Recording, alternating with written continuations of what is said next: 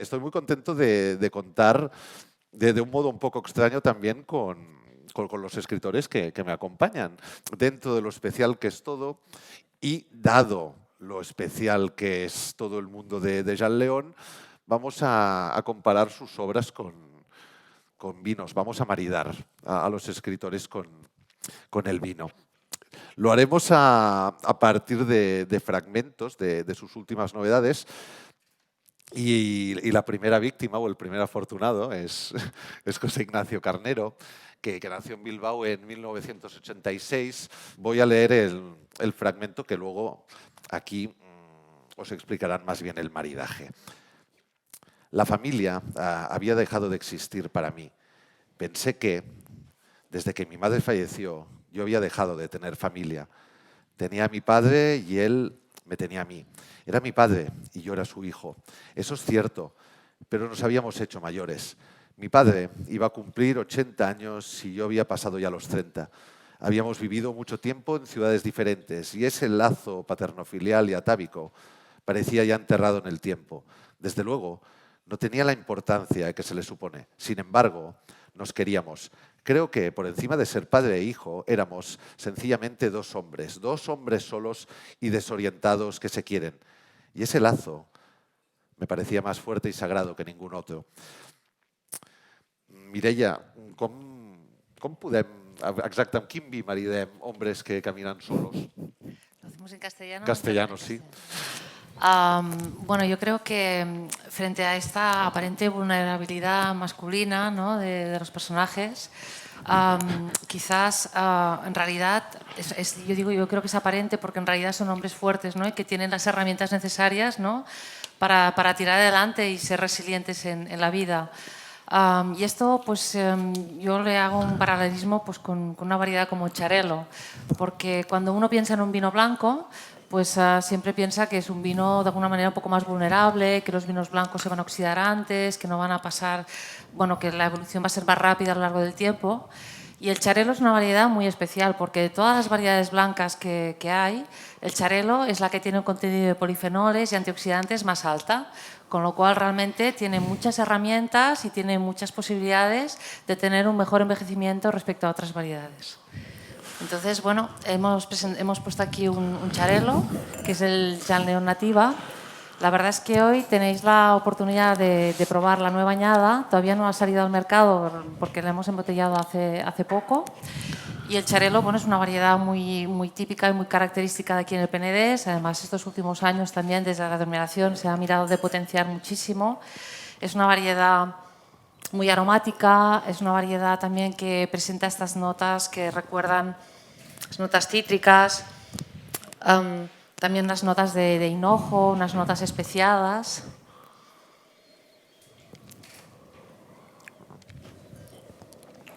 Y en boca es un vino que pasa muy bien, tiene una entrada muy buena, tiene una buena acidez y que es muy largo y elegante. Y bueno, creo que es una combinación muy buena, ¿no?, una obra como esta con un vino como el Xarel·lo de Gama Nativa. ¿Y tú, José Ignacio, qué opinas de tanto piropo a partir del vino?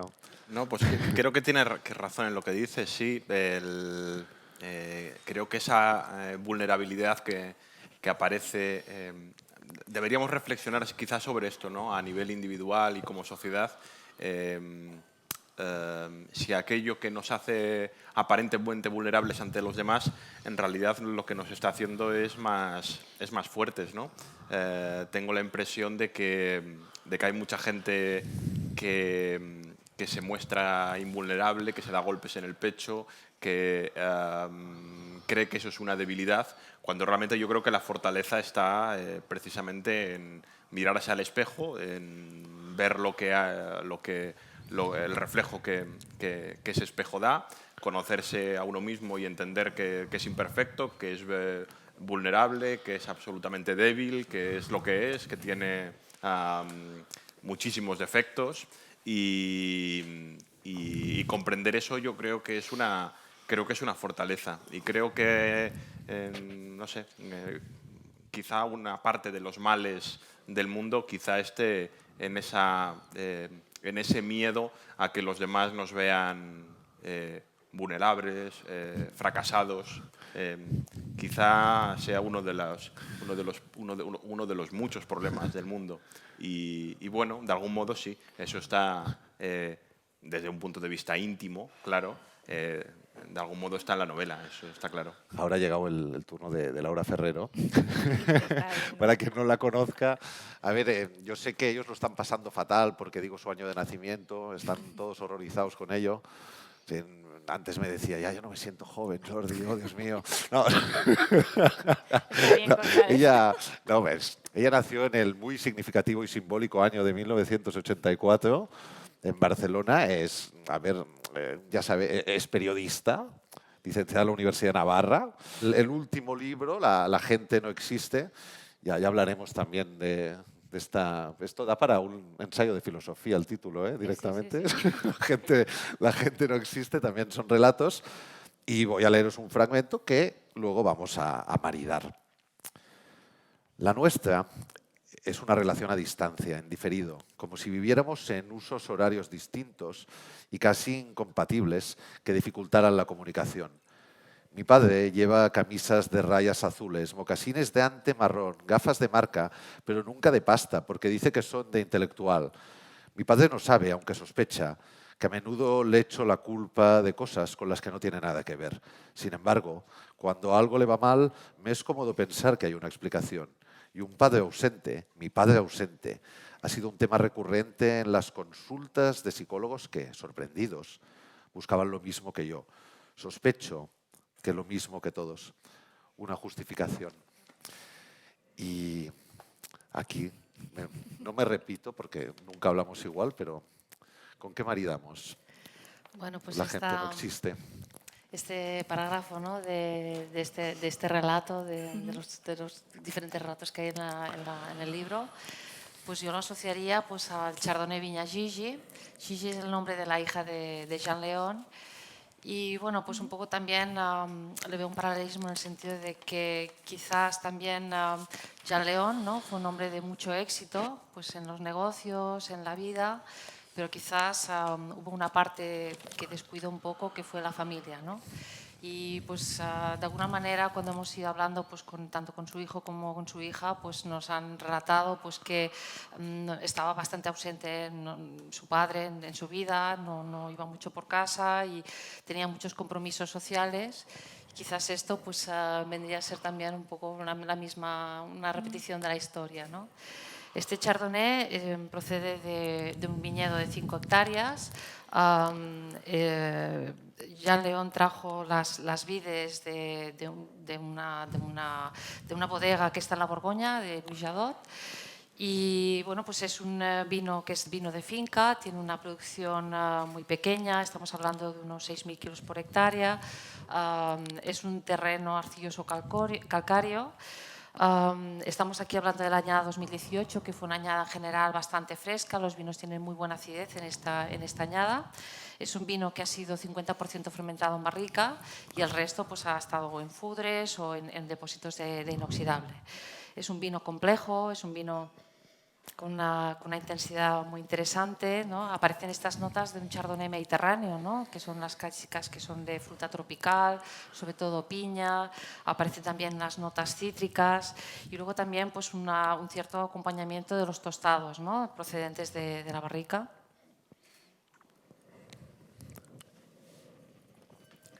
En boca es un vino voluptuoso, es un vino con cuerpo, es un vino también con mucho equilibrio, con una buena acidez y que además pues, tiene una muy buena evolución en botella. ¿Y qué opina la interesada? ¿Le parece bien el maridaje a usted? Pues me parece, de verdad te digo, maravilloso por muchas razones. En primer lugar, que hayas escogido el vino que se llama Villa Gigi, has dicho. Me parece fantástico, ¿no? Que sea la propia hija la protagonista de alguna manera, ¿no? Este relato que habéis mencionado, este párrafo, pertenece a un relato que se llama Mi padre en Atocha, que es el relato más autobiográfico que hay en este conjunto de relatos.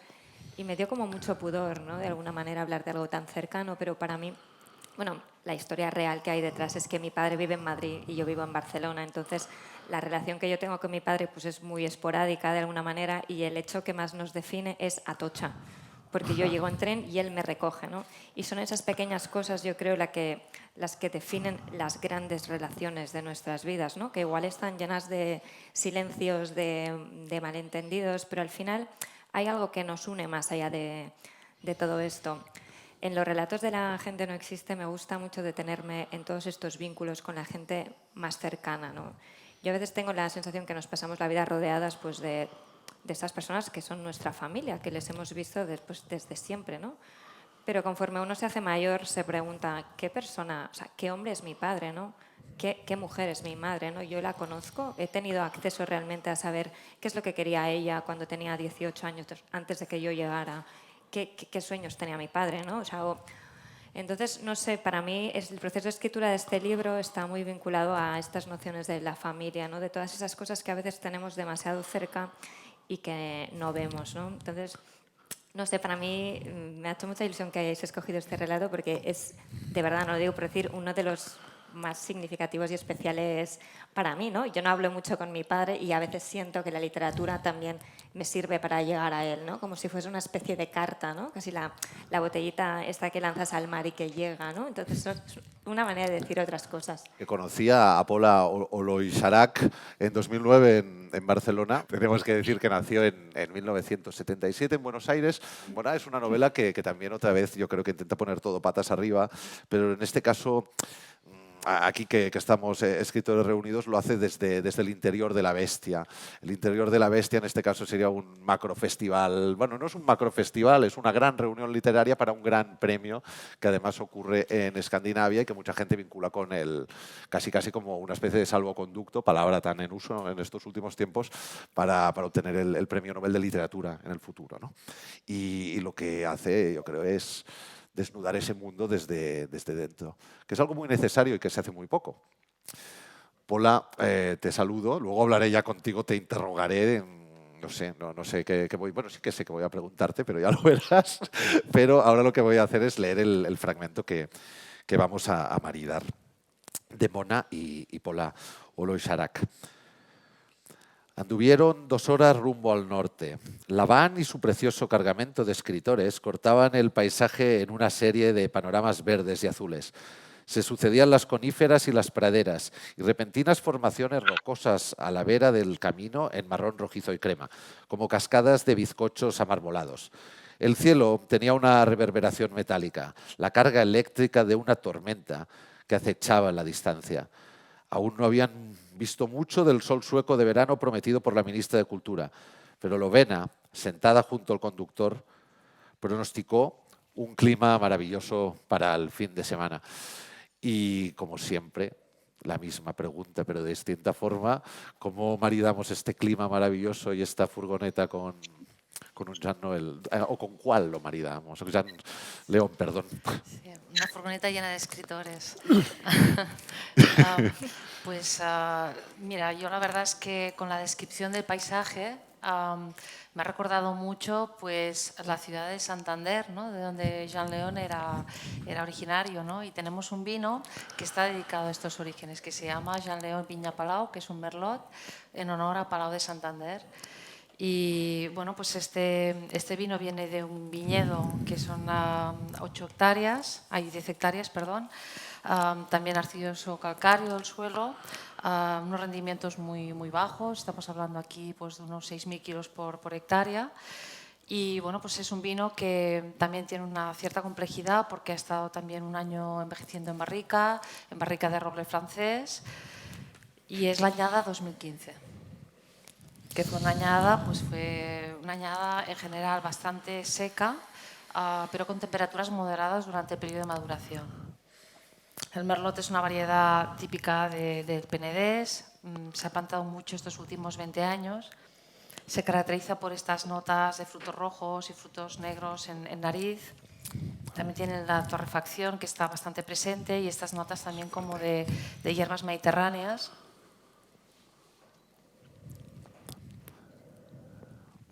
Y en boca se caracteriza porque es muy voluptuoso, tiene un tanino muy suave, muy redondo. Por ejemplo, en los chateaux de Burdeos, ¿no? Las mezclas de Cabernet con Merlot la hace porque el Merlot acompaña, ¿no? El Cabernet siempre es un vino que aporta mucho volumen en boca, que redondea los taninos son muy suaves y bueno, al final es un vino muy, muy largo y muy hedonista. Pola. Me mola molt. Ah. Me mola moltísimo. O sea, te ha molado el maridaje. Me encanta lo que decía ella, porque yo me siento en una barrica también, como el vino. O sea, ahora estoy como semi-confinada hasta que, bueno, un PCR, porque, bueno, mi marido estuvo con alguien que le dio positivo, así que estoy en una barrica. Así que soy como ese Merlot, básicamente. Oye, ¿y sería tu prosa afrutada también y con digamos, un poderoso sabor que se te queda en la boca? ¿Estarías de acuerdo con eso? Que es lo que a mí al menos me ha transmitido el Merlot. Eso es exactamente lo que yo busco con la literatura, la sensación de la fruta. De hecho, en Argentina tenemos un dicho que es, me gusta mandar fruta, que es como delirar. Cuando dices, no, está mandando fruta, es que como que está divagando. Y a mí eso me parece que forma parte, digamos, cuando escribes, siempre hay una tendencia a hacer eso, pero tienes que hacerlo como delicioso, frutado, como encantador para que el lector diga, pero qué maravilla esto destilado. Y bueno, entonces en ese momento tu cerebro es la barrica de todas esas experiencias. Así que me encanta. Creo que muy afortunados porque todos se van a llevar su vino y yo no. Bueno, me encanta además, Pola, te tengo detrás, tú no lo sabes, pero es muy particular y extraño, pero bueno, me encanta que estés aquí, aunque sea con la pantalla. A ver, a mí también me encanta que esté aquí Rafael Nadal, entre otras cosas porque así, por ejemplo, como con Laura y Pola, casi somos de la misma edad, así como con José Ignacio, lo estábamos comentando cuando veníamos de camino, ¿no? Que a veces hay unas brechas generacionales. A mí con Rafa me da la sensación de que... Ya falta. De que directamente te he tenido en casa. Te he tenido en casa, porque o sea, te he tenido en casa, pero te he tenido en el papel, en la televisión, en los libros. A mí algo que me ha seducido mucho del último libro de Rafael, Mar d'Estiu, es una respuesta suya. Dice, es que no es un libro de viajes, no es tal, porque precisamente en estos libros donde tú te mueves, o la literatura te mueve, son una especie de cajón desastre involuntario, porque vas escribiendo y te van surgiendo ideas, las vas encajando, y eso hace de estos libros una riqueza, no diré inaudita, porque no es inaudita, pero sí bastante distinta a lo que uno suele pensar que va a leer, creo yo. Esto es una de las cosas que yo destacaría, luego destacaremos bastante más, porque además con el tema del Mediterráneo ya es la conexión cósmica, y el fragmento elegido para maridar, de Mar d'Estiu, es el siguiente, que a mí además me parece un fragmento muy emblemático. La conca mediterrània, la fragància barrejada dels llentiscles, els romanins, les farigoles, els cirerers d'arbós, els brucs, els suclamels i les murtes recremades per les solellades que entapissen la màquia italiana, la màquia corsa, el maquis francès o la nostra garriga. Són notes seques, agradables i amb personalitat, que des de la Grècia clàssica s'han destil·lat per a fer-ne perfums i olors de net. Aquí tenemos un maridaje, como parece indicar, puramente o muy mediterráneo. Sí. La verdad es que leyendo este parágrafo del libro, ¿no? Pues te recuerdan los aromas que tienen los Cabernet Sauvignons, ¿no? A medida que van envejeciendo en botella, ¿no? Estas notas de la garriga mediterránea, ¿no? Estas notas de Maní, de Farigola. Todas estas notas aparecen muchas veces en los cabernets, ¿no? Que llevan los buenos cabernets que tienen una buena evolución en botella. Y la verdad es que, bueno, pues leerlo es algo que enseguida te lleva a un cabernet, ¿no? El vino que nos han servido es el Cabernet Sauvignon Viña de Jabre. Es el cupaje más tradicional de la bodega. Cuando Jean León empezó a hacer cabernet, este era el cupaje originario, que era un 85% Cabernet Sauvignon, un 15% de Cabernet Franc. Este Viña de Jabre pues son 15 hectáreas y están repartidas en diferentes parcelas a lo largo de toda la finca. También el suelo arcilloso calcáreo, hay viñas más viejas, viñas un poco más jóvenes, pero al final el Cabernet, como decíamos antes, es una variedad en general pues, que aporta pues, unas notas pues, más bien de frutos rojos, unas notas también de, a medida que va envejeciendo en la botella, pues estas notas aparecen de garriga. Aquí también es un reserva, con lo cual ha estado un año en barrica, pues también aparecen las notas de tostado. Tiene una parte de roble americano que también es presente, ¿no? Con estas notas un poco más avainilladas. Y luego estas notas especiadas, ¿no? Y en boca, el vino pues entra muy bien, tiene un paladar sedoso, pero tiene realmente mucha estructura, tiene una concentración de taninos, ¿no? Que ya le augura que es un vino que tiene una gran capacidad de guarda y que va a tener una gran evolución en botella. Enhorabuena por el libro. ¿Qué opinas de toda esta constelación, justamente? No puedo opinar nada, me parece perfecto porque es el tipo de vino en el que uno piensa cuando escribe sobre las viñas del Mediterráneo que yo he conocido de joven, que eran viñas un poco malditas, porque mientras aquí ya se hacía muy buen vino, en mi tierra, en las comarcas de Girona, se había prácticamente abandonado, pero toda mi infancia está llena de viñas que simplemente se hacía un vino horroroso, pero que para nosotros eran la vida, ¿no? Porque eran una sensualidad enorme. Me acuerdo cuando íbamos por aquellos caminitos entre medio de las viñas y después de comer cogíamos racimos de uva llena de polvo y caliente y a veces verde, o sea, tenía todo para que nos matara, pero que en realidad lo disfrutábamos y recuerdo que íbamos andando y escupiendo las pieles de la uva y dejábamos un rastro como si fuéramos Pulgarcito, que después a la vuelta ya no estaba, pero que formaba parte, digamos, del paisaje, ¿no?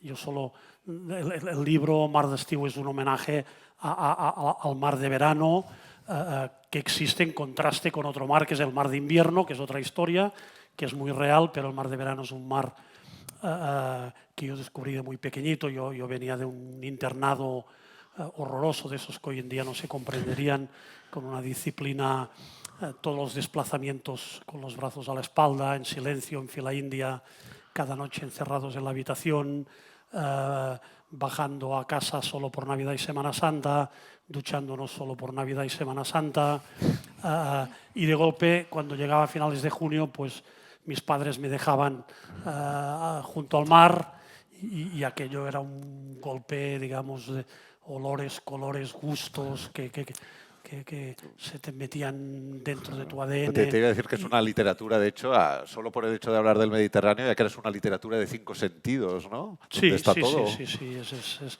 sensualidad, es vida, ¿no? Y por eso he hecho un homenaje, creo que Mar d'Estiu es un homenaje a la vida y sobre todo a la manera mediterránea de vivir la vida, que más allá del tópico yo creo que existe de verdad en todos los países y regiones que se bañan en este mar, que viene de 3 cultivos básicos, que es la viña, el olivo y los trigos, que son los 3 cultivos que dieron lugar al intercambio de cultura y de civilización en los puertos mediterráneos.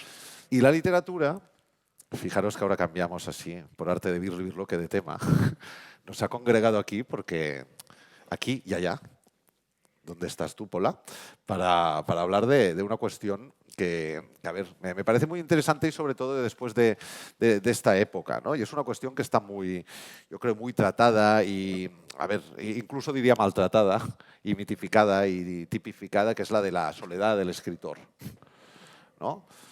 la soledad del escritor de fondo, casi diría yo, y el hecho bueno, que el escritor tiene que pasar muchas horas solo, cómo es, digamos, útil esa soledad, cómo se vive, realmente es querida. Bueno, hay mil debates que pueden surgir a raíz de este tema. Hay gente que por el hecho de escribir, luego, si te ven que eres muy sociable, se sorprenden, ¿no? Porque tú no estás en tu casa ahí clausurado y dices, hombre, pues quizá porque estoy clausurado tantas horas, luego soy más sociable cuando salgo, ¿no? Que es algo bastante importante. Pero claro, cuando afloró el tema, yo medité en torno a él a partir de la soledad de este último año, porque es una soledad distinta. En cierto sentido lo he vivido desde marzo de 2020 y para los escritores yo creo que también ha sido bastante distinto. Ahora iré repartiendo un juego porque creo que todos podéis tener, no una opinión, sino una vivencia, que me interesa bastante más, ¿no? que el hecho de una opinión. Creo que con este año, para todo el mundo, pero para los escritores especialmente es eso, se ha generado una especie de refundación de la soledad. Porque no es lo mismo la soledad de este año que la soledad de 2019, ¿no? Cómo te planteas las cosas por todo lo que ocurre en el mundo, por las restricciones que tienen, porque parece que para muchos escritores esto iba a ser el paraíso, ¿no? Tendré tiempo finalmente para estar en casa escribiendo cual loco, pero los escritores también son seres humanos. Entonces, digamos que yo creo que a todo el mundo, desde su profesión en este caso, ¿no? Habrá afectado de modo distinto. Abro juego más que nada porque la tengo aquí delante, pero aquí mismo delante con Pola, que además está medio confinada, entonces nos puede dar quizá una interpretación todavía mejor de esta refundación de la soledad. ¿Tú cómo lo ves? Realmente el hecho de cambiar la soledad a partir de lo que estamos viviendo, ¿te ha condicionado de alguna forma como escritora? ¿Has notado diferencias en tu trabajo? ¿Te has quedado apalancada en el sofá? ¿Trabajas más? ¿Qué opina usted? Mira, la verdad que sí me ha sorprendido. Me gusta mucho tu idea de la refundación de la soledad. Yo, bueno, como me mudé, medio que me mudé a Barcelona y a las 2 semanas nos confinaron. Entonces, si bien había, de hecho, conocí una Barcelona de, por ejemplo, tomar drinks con Jordi, con minas, de pronto ya no era. Entonces eso obviamente me redibujaba totalmente Barcelona, porque era una Barcelona sin Jordi, sin nadie. Y me di cuenta, al principio pensé, bueno, pero estupendo, porque yo en realidad siempre viví en cuarentena, porque me gusta estar encerrada, no salgo tanto. Pero claro, eso fue al principio, y luego empecé como a añorar tanto, y a darme cuenta que claro, que yo en realidad siempre escribí como muy como influenciada por conversaciones que tengo con gente. O sea, todo el tiempo estoy haciendo casting de personajes. O sea, al principio me daba mucha ansiedad, al principio, digamos, cuando era más chica, me daba ansiedad la vida social, me sentía mal. Ahora me encanta, porque siempre estoy en un casting de personajes. No me aburro nunca. Bueno, y si hay vino menos. Y no sé, me faltaba eso. Me faltaba la forma en la que se van marinando los textos en tu cabeza mientras hablas con otros. De hecho, cambian un montón. Porque, o sea, y en todo, o sea, mismo para hacer cosas de periodismo, yo escribo sobre política argentina, para todo me faltaba. Así que tuve que, no sé, como hacer como fiestas mentales. Y bueno, y aprendí a cocinar. A ver, que si esta, digamos, esta nueva soledad a nivel de, como escritora, si estabas diciendo que a veces, pues claro, como no puedes contactar con las personas o no sales a la calle y ellas te generan una idea o te llenan el texto, si a partir de todo esto, digamos que has tenido que procesar más todo lo que querías escribir en la cabeza para plasmarlo. Si le has dado más vueltas con esto de la refundación de la soledad. Sí, ahora ya he encontrado la manera de volverla productiva de nuevo. Estoy haciendo 3 libros al mismo tiempo. He encontrado un poco no sé, la manera. pero, creo que cada uno tiene que hacer una refundación de su propia soledad y como en qué términos es que puedes estar solo o no. Yo ahora me he acostumbrado y a la vez me gusta soñar con un mayo del 78, queda exactamente en 2 meses en Ibiza, donde pienso estar sin cabeza. No, obviamente, si todos vosotros que estáis aquí interpelados queréis intervenir a partir de lo que dicen vuestros compañeros, podéis hacerlo cuando queráis. ¿Qué te iba a decir? En tu caso, porque es que, a ver, a mí me ha salido la idea de esta a partir de hablar con muchos amigos escritores y notar que realmente cada uno de nosotros, como es comprensible, ha cambiado, no es que haya cambiado su forma de escribir, tampoco vamos a... Pero sí que a partir de, si antes hablamos de matices del vino, a partir de pequeños matices sí que yo creo que se han ejercido una especie de pequeñas modificaciones. Sí, a ver, para hablar de ese tema me gusta mucho una frase de Luis Buñuel que dice: yo adoro la soledad con tal de que sea un amigo el que venga a hablarme de ella. ¿No? Pues yo tengo la sensación de que a mí me ocurre eso. A mí la soledad esta de la pandemia no me ha conectado para nada con la literatura. Y yo que no suelo tener problemas como para escribir y decir, empezar a contar una historia o seguir con una novela. Y los meses de la pandemia no escribí nada. O sea, escribí cosas, pues artículos periodísticos, cosas de guión, o sea, cosas de mi trabajo, pero cosas así como estaba en medio de una novela, no seguí para nada. Pero porque a mí la literatura, o sea, la vivo conectada a la vida, ¿no? Un poco también lo que decía Paula, ¿no? En plan de conversaciones, de estar en una... O sea, no en una fiesta, ¿no? Pero en la calle, da igual, darte un paseo, irte al bar y ver a 2 señoras que se están contando la vida. Pues igual para mí eso es el inicio de una historia. Pero estar encerrado en casa 24 horas conmigo misma, es que yo a mí ya me conozco y me tengo muy pensada y muy aburrida.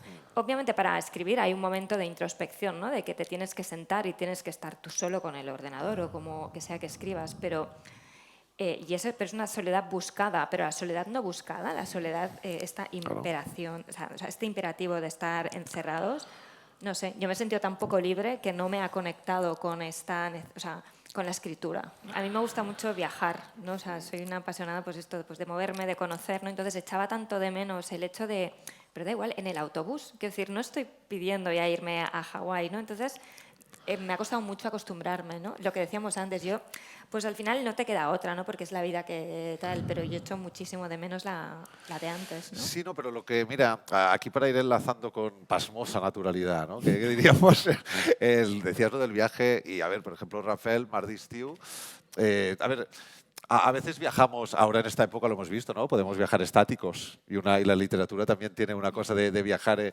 estático, pero precisamente... Bueno, otro tema, y tú, que me parece, eres una persona, como dicen en italiano, bastante movimentata, ¿no? El tema, digamos que dentro de la soledad, dando una vuelta de tuerca, también influye esto. El tema de no haber podido viajar, hasta escribes distinto de las cosas, ¿eh? Pero a mí me pasa un poco lo mismo. A mí me ha costado escribir durante todo este tiempo, seguramente porque participaba en programas de radio y de televisión y entonces me tenía que documentar y me pasaba el día hablando con especialistas, obsesionado con la maldita pandemia y era muy difícil al final sentarte a crear, ¿no? Yo la soledad del creador, a ver, yo no digo, hay momentos que es muy buena la soledad, yo no digo que algunas noches que te quedas 8 o 10 horas cuando sabes que no tienes límite y por tanto empiezas a avanzar de una forma inesperada en todo lo que estás haciendo, es fantástico. Si te aíslas en un pueblo desierto en la costa en invierno que no hay nadie, pues después de un poco aquella cosa que te coge, pero al final igual tomas aire y trabajas muy bien.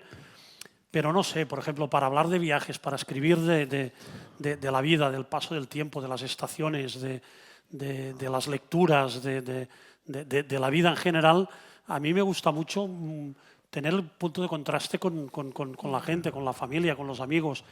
O sea, yo creo que cuando escribo mejor es después de una buena sobremesa de aquellas que empieza a las 4 de la tarde y acaba a las 3 de la madrugada. Y entonces igual vas un poco perjudicado, pero al final acabas escribiendo muy bien. Además, porque esto te sirve para depurar un poco lo que tú llevas en la cabeza, ¿no? El otro día en el Teatro Romea hablábamos de viajes con Arturo San Agustín y Miguel Molina y salieron un poco en defensa del viaje en solitario.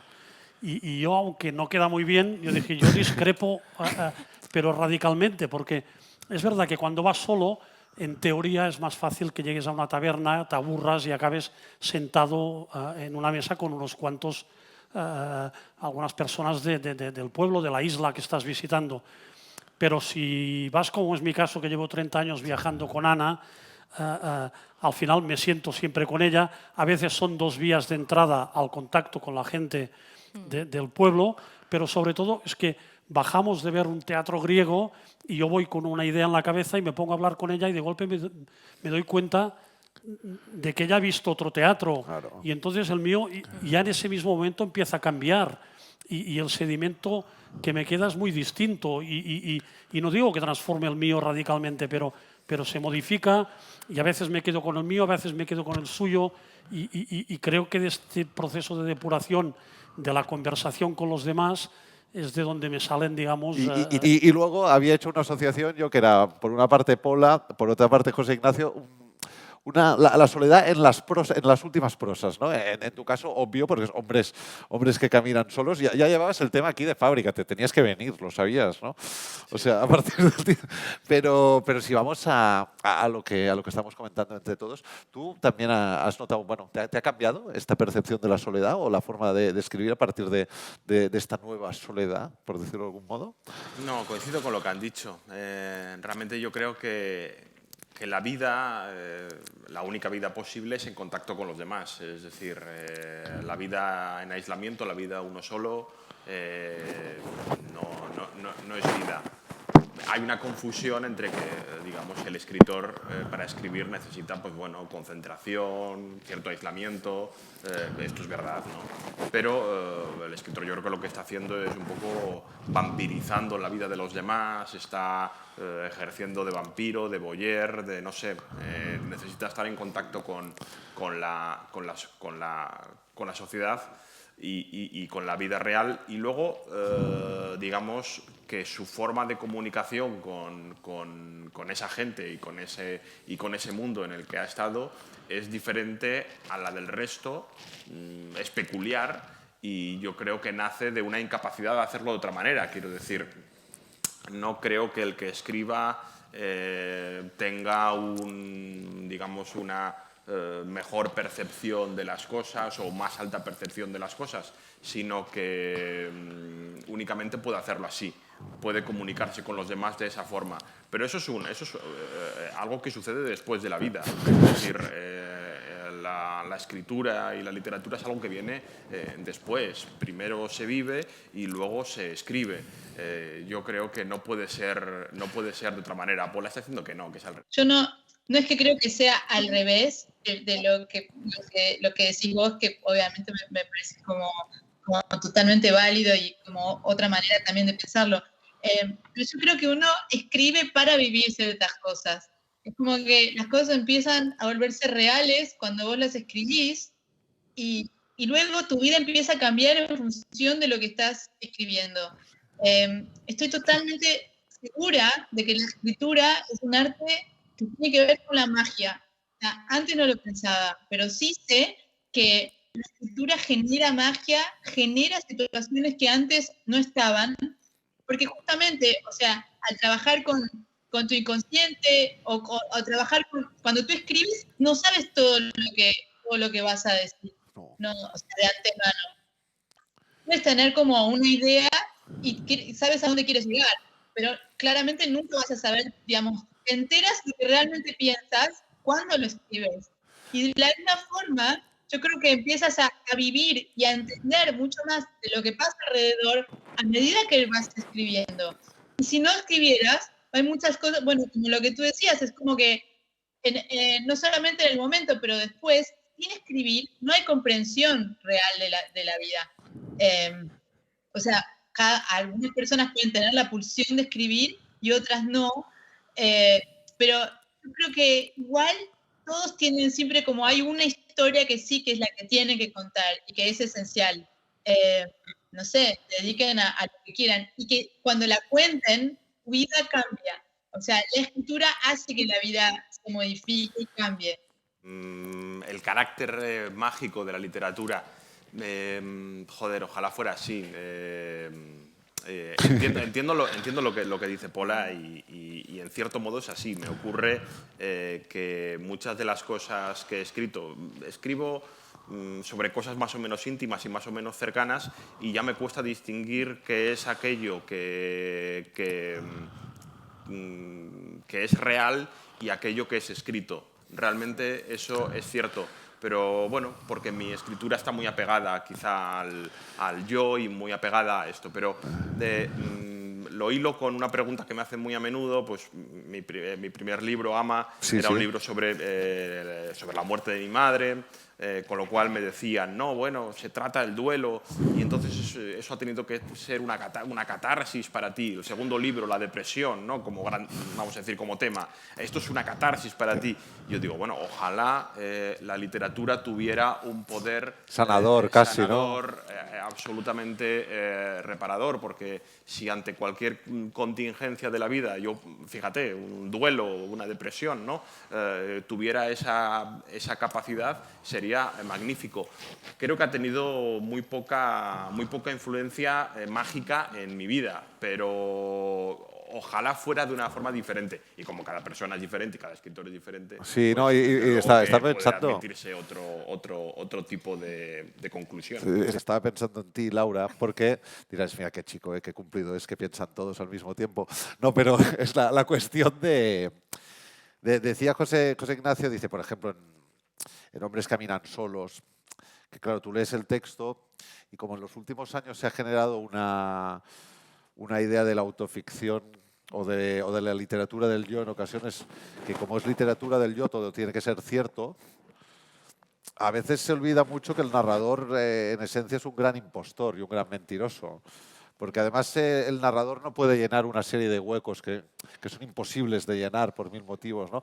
Pero a mí me pasaba que, bueno, a ver, me gusta mucho generar conexiones, como veis, ¿no? Pero cuando leí tu novela, también me daba que estábamos entrando en este juego, ¿no? Justamente Sí. porque mucha gente, a veces, y esto me gusta hablarlo aquí, porque creo que también es un pensamiento que es muy arenoso en el escritor, ¿no?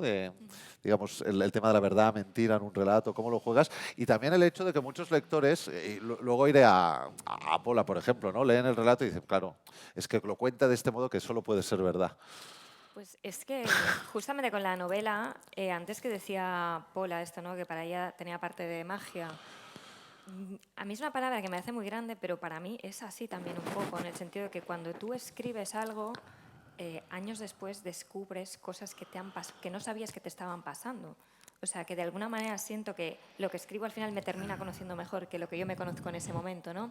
Entonces, claro, esta palabra magia igual nos vamos un poco a lo esotérico y nos asusta, ¿no? Pero a mí me parece un proceso en el que yo no tengo control muchas veces y de repente esta novela es una novela que no es para nada autobiográfica. O sea, es una novela, la protagonista vive en Ibiza, su padre está obsesionado, es el experto número 1 en el mundo sobre islas, se ha pasado toda la vida pensando en esto. Y claro, cuando yo escribí esa novela, la gente me preguntaba, esto solo lo podías haber escrito si te hubiera pasado a ti. Y yo decía, no. Pero años después comprendo que efectivamente todo eso me había pasado a mí. Y me estaba pasando de otra manera, ¿no? Porque al final lo importante no es la isla de Ibiza o que estemos ahora aquí, sino lo que al final nos está pasando, ¿no? Y también me gusta mucho la idea, esto que decías de la catarsis, nos preguntan muchas veces a los escritores por si escribir es una catarsis. Y yo creo que no. Que en realidad, si fuera catarsis, creo que todo el mundo intentaría escribir para, ¿sabes? Como para hacer un proceso. ¿No tendrían trabajo los psicoanalistas? Tendríamos que estar... Yo creo que la escritura lo que pasa es que es vivir las cosas dos veces, que te ofrece una oportunidad a ti como para volver a pasar por eso y igual lo integras de una mejor manera, ¿no? Pero que catarsis no es la palabra, al menos. Con hombres que... Claro, dentro de todas estas fusiones que hago, claro, antes estaba pensando que Rafael, al viajar siempre con Ana, ya te fusionas. O sea, sois dos en uno. Es un 2 en 1. Y aquí en hombres, sí, ¿no? bastante, sí. Sí, claro, total. No es una santísima trinidad, es una santísima dualidad, pero en este caso, en hombres caminan solos, hombres que sí, caminan solos, tenemos lo contrario, ¿no? Porque son dos personas que están muy unidas, etcétera, etcétera, pero que en realidad son polos divergentes que terminan uniéndose casi porque, bueno... Del padre y el hijo, imagino. De padre e hijo, exacto, sí. Bueno, en la novela sí, aparecen... Bueno, dos personas, pero casi dos mundos, ¿no? Casi dos mundos muy distintos. El estado de ánimo del narrador parece que no es comprendido por el padre. ¿Por qué? Porque el padre pertenece a un mundo que sencillamente ha desaparecido. Un mundo que no calificaré de mejor o peor, yo creo que peor, lleno de asfixia y lleno de certezas que no tienen, que a mí en particular no me gustan, pero el mundo de nuestros padres y de nuestros abuelos era un mundo que las preguntas estaban dadas, que las respuestas estaban dadas, era un mundo sólido, era un mundo en el que funcionaban muchas instituciones que hoy han desaparecido.